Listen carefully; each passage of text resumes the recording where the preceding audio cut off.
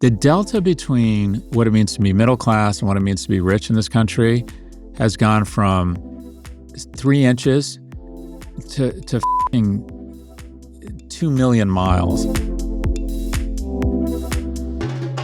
In today's Office Hours, we talk about the rise of humanoid robots, how to stand out as a young entrepreneur, and what it takes to defend democracy. Question number 1. Hey, Prof G. Franco calling in from Madrid, Spain.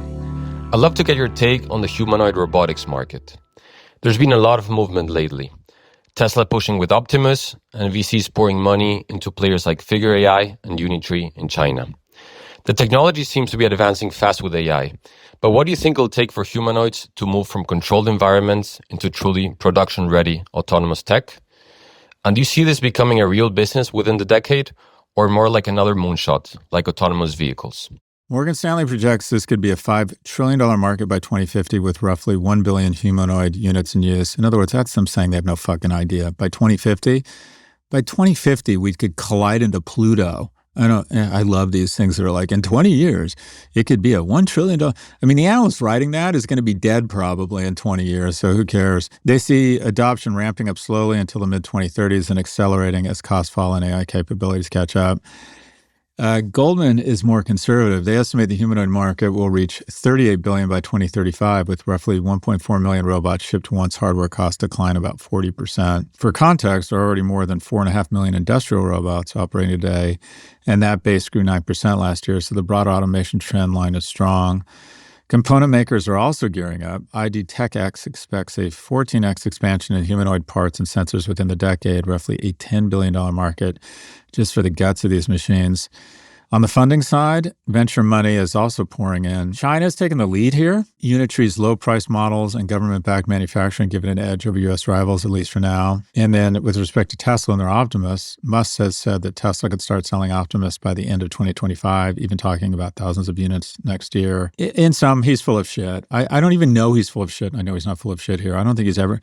Weren't we supposed to have 1 million autonomous taxis by like 2021 or 2018? Elon Musk is engaging in this ultimate weapon of mass distraction. Don't look at the fact that I have the most valuable automobile company in the world, and yet my automobile company is declining, is eroding revenues faster than any automobile company in the world. And I'm getting my lunch eaten by everybody, including BYD, which produces a Tesla-like vehicle at about 40% of the price. So I'm going to do all these jazz hands and say, look over here, robots, Robovin, XAI. Look anywhere but at the fact I'm wrapping steel around an engine or a battery, and I'm trading, and I'm worth more than every automobile company in the world, which makes no fucking sense. So he's trying to say anything to give people the illusion of distraction that it'll be something else. Anyways, back to robots. Most analysts expect real commercial traction before 2035, primarily in warehouses, logistics, and manufacturing, but not in our living rooms. The $1 trillion promise is still decades out, but within the next 10 years, we'll likely see humanoids doing repetitive labor in structured environments. My viewpoint on this, as someone who doesn't know the space very well, is the following. I think in B2B, it's going to exceed expectations. I think in B2C, it's going to fall well short of expectations. I don't think people want to, I don't like having a nanny in my house. I just don't. And the idea of a robot having any sort of context or nuance to go get me my tea and cookies, maybe, I don't know. But if you look at these data centers, if you look at some of the factories, the forward advanced manufacturing factories in China, they say they don't even need to turn the lights on because there's no humans in them. So I think roaming around the house, I don't know, maybe they'll take your dog for a walk. I don't know, maybe those things that deliver your food. I don't think it's going to work. I think there's going to be a lot of military applications. They're going to be fucking frightening in space age, but they'll be very effective. But the idea that we're going to have robots walking our dogs and hanging out with us and bringing us our dinner, yeah, I don't think so. Anyways, that's my view. Support for the show comes from LinkedIn. We say this all the time on our show, but it bears repeating. Running a small business isn't just a full-time job. It's about a dozen full-time jobs that you rarely, if ever, get to clock out of, at least until you get to the point where you can start hiring the dream team. And if you've made it that far, you already know there's no time to mess around. That's where LinkedIn Jobs comes in. LinkedIn makes it easy to post your job for free, share with your network, and get qualified candidates that you can manage all in one place. And LinkedIn's new AI feature can even help you write job descriptions and then quickly get it in front of the right people with deep candidate insights. And if you decide you want to go to the extra mile to find the perfect candidate, LinkedIn says that promoted jobs get 3 times the number of qualified applicants. It's all these little things that let you find help fast without compromising on quality, which add up to you finally having extra time in the day for, I don't know, relaxing. Or, knowing my listeners, you'll probably use that extra time to expand your empire even further. Post your job for free at linkedin.com/prof. That's linkedin.com/prof to post your job for free. Terms and conditions. Support for the show comes from Saks Fifth Avenue. Saks Fifth Avenue makes it easy to holiday your way. Whether it's finding the right gift or the right outfit, Saks is where you can find everything from a stunning David Yurman bracelet for her or a sleek pair of Ferragamo loafers to wear to a fancy holiday dinner. And if you don't know where to start, Saks.com has customized your personal style so you can save time shopping and spend more time just enjoying the holidays. Make shopping fun and easy this season and find gifts and inspiration to suit your holiday style at Saks Fifth Avenue. Apply.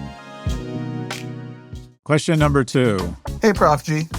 I'm 20 years old, living in Vancouver, Canada, and I'm currently 3/4 of the way through an electrical apprenticeship. Because the trades pay so well, about a year and a half ago, I was able to buy a condo and utilize it as an investment property. Currently, I'm in the process of starting my own electrical company while I'm still an apprentice, so I can be up and running and ready for business when I finally get my license in about a year. Do you have any tips on how to run a services-driven business and how to differentiate from all the other businesses that are around? Additionally, what advice do you have for a young entrepreneur/landlord who doesn't want his 20s to pass him by growing up too early? It's worth noting that although I don't drink or do drugs, I took the money that I would have spent on nights out partying and bought a speedboat with it.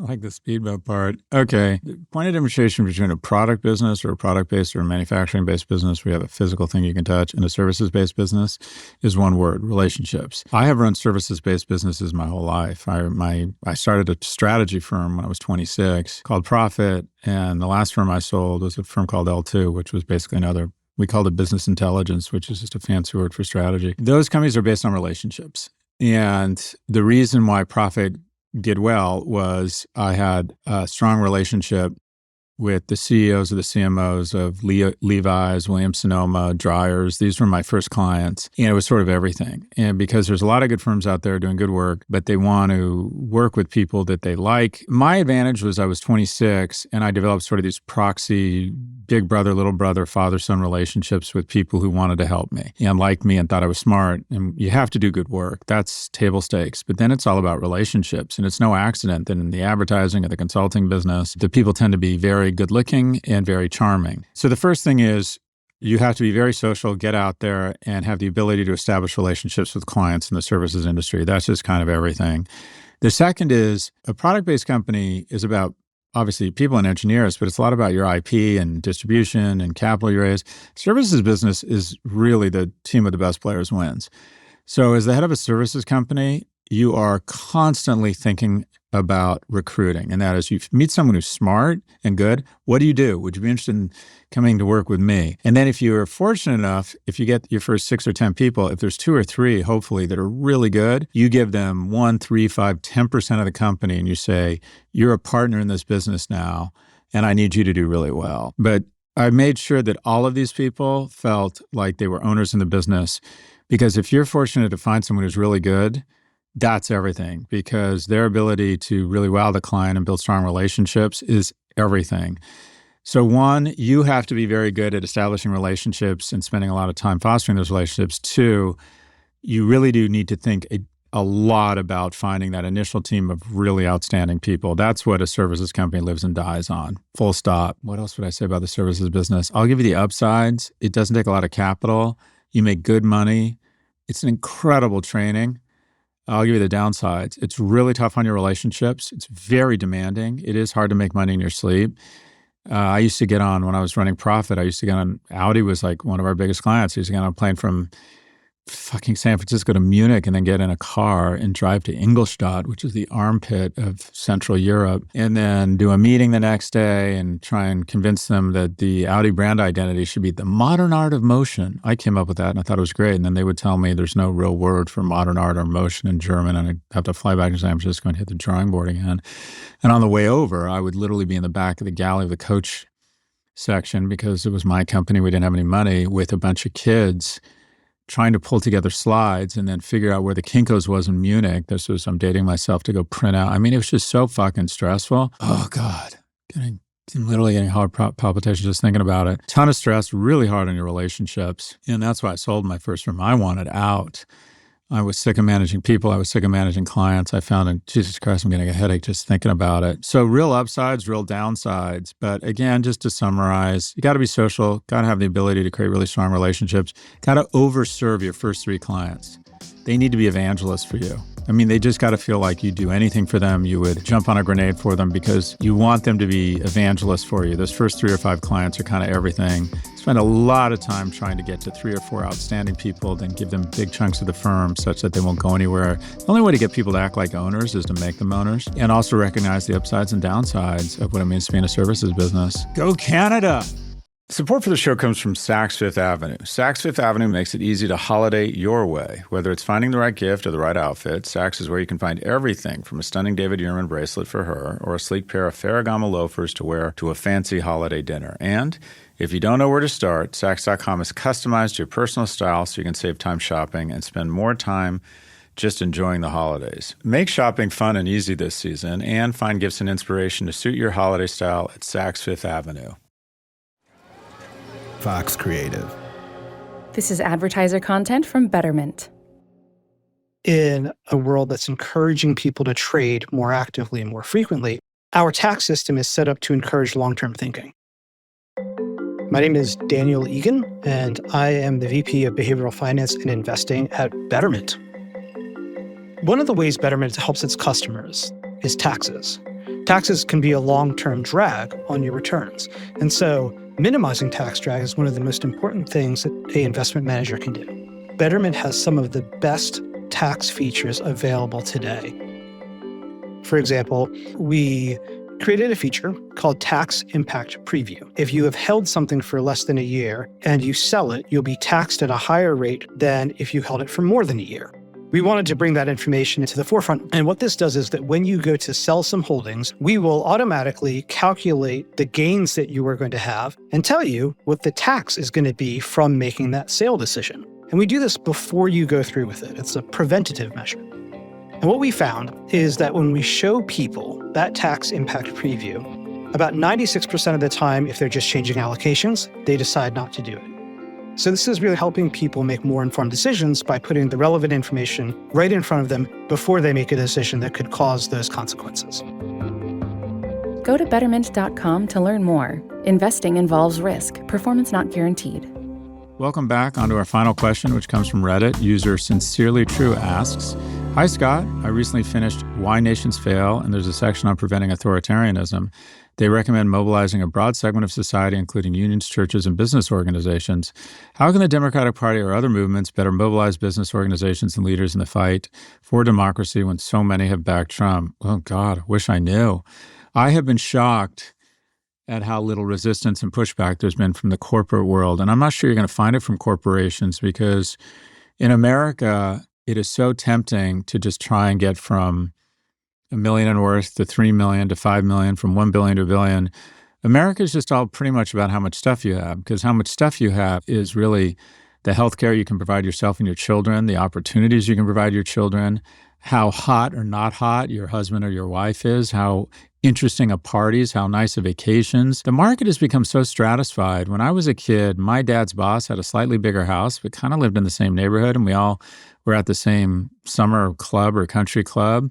He had a Ford Thunderbird. My dad had a Grand Torino. I mean, it just slightly better life, but it was in striking distance. Now, people who don't make a lot of money are flying Spirit Airlines and watching drunk people physically abuse each other and then having to deplane while this guy gets escorted off by airport security. And really rich people get to fly on a Gulfstream 650 where they can watch Netflix and do FaceTime on the plane. The delta between what it means to be middle class and what it means to be rich in this country has gone from 3 inches to fucking 2 million miles. And so the incentives to make the incremental decisions to become wealthy are just so incredibly dramatic. And one of the best ways to get wealthy right now is to play into the authoritarian's handbook. People start showing up with golden engraved tacky trophies and saying, I love spending time with Melania. Jesus Christ, Tim Cook, what a fucking coward you are.